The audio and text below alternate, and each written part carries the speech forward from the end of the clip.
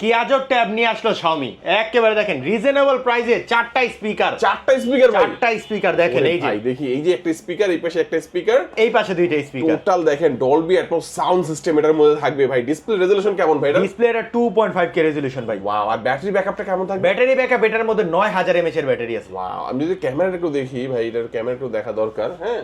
এই যে দেখেন ভাই মানে ক্যামেরা তো আগে মনে ইউজ করে নাই দুর্দান্ত ক্যামেরা হ্যাঁ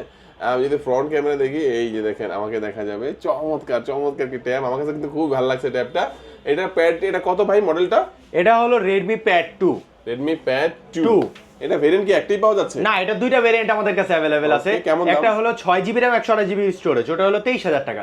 আর যেটা 8256 সেটা হলো 26000 টাকা